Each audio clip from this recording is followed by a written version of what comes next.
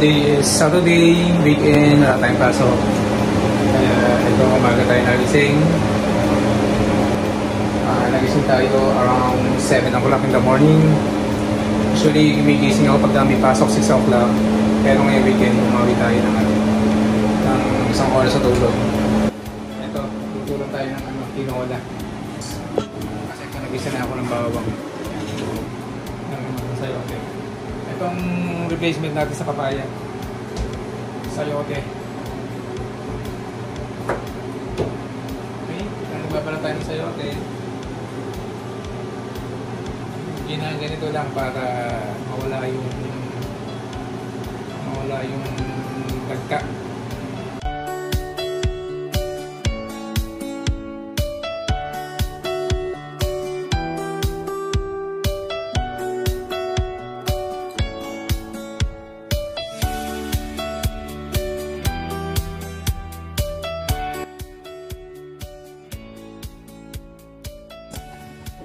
Okay.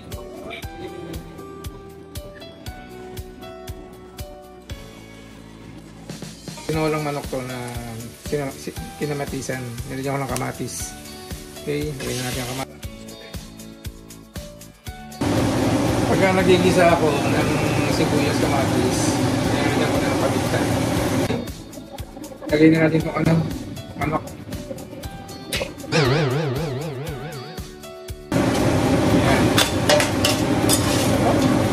Kasi madali lang naman talaga magluto pag kasamahin mo lang yan.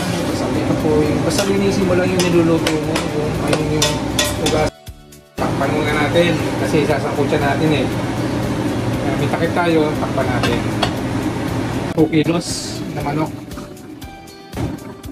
Mamarinate ko to para pang prito naman ito. Sayang eh, nilabas na natin sa freezer. I-marinate na natin. 2,000 years later.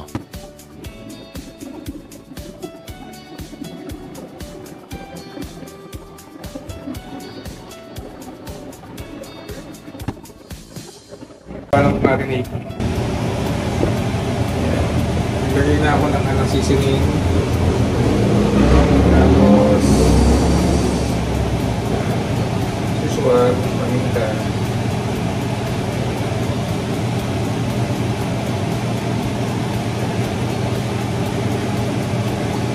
Tapos ilalagyan ko ng chili flakes para may kagat ng konti.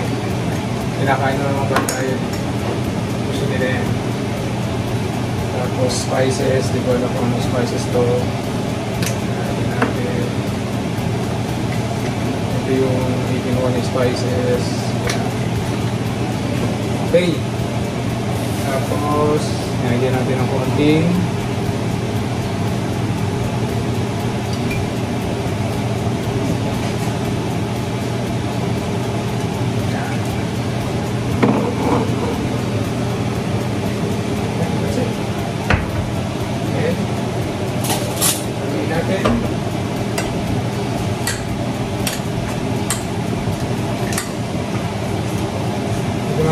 kasi titirang siya para titirang sikman. Sabihin ko kayo po si Brian. Hindi pa tayo. Gayon? Yeah.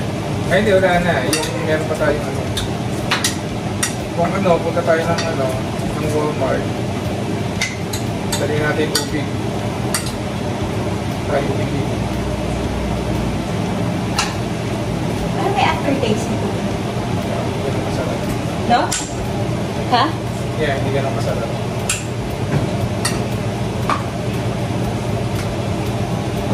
Madami pa pagkain. Yeah. Yung mga ano. Hindi ko muna nilagyan ng hindi ko muna nilagyan ng harina at saka yung itlog. Saka na lang pagka-i-prito na. Basta natin na marinate natin. Tapos, balutin natin ng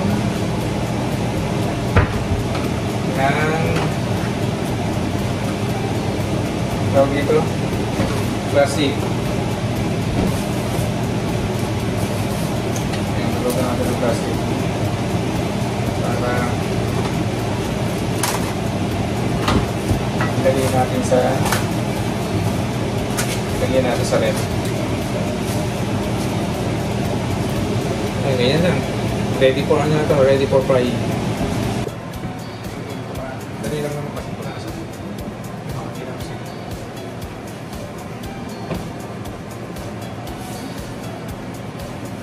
Para malinis. Tingnan.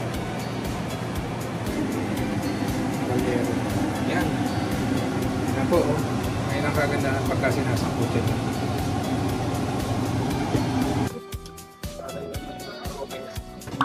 Nice! Sinasangkot siya pa lang naman yan, kaya okay lang. Pwede na. 2,000 years later. Lagay na natin ang... Lagay na natin ang... Okay.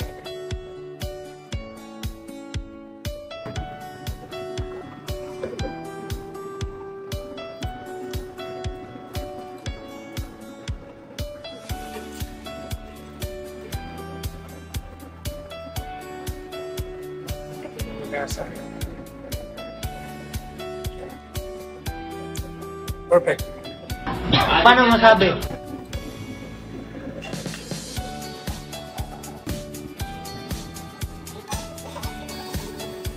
Kasi ito na yung almost perfect. Hail at saka merong nilagyan ko ng repolyo.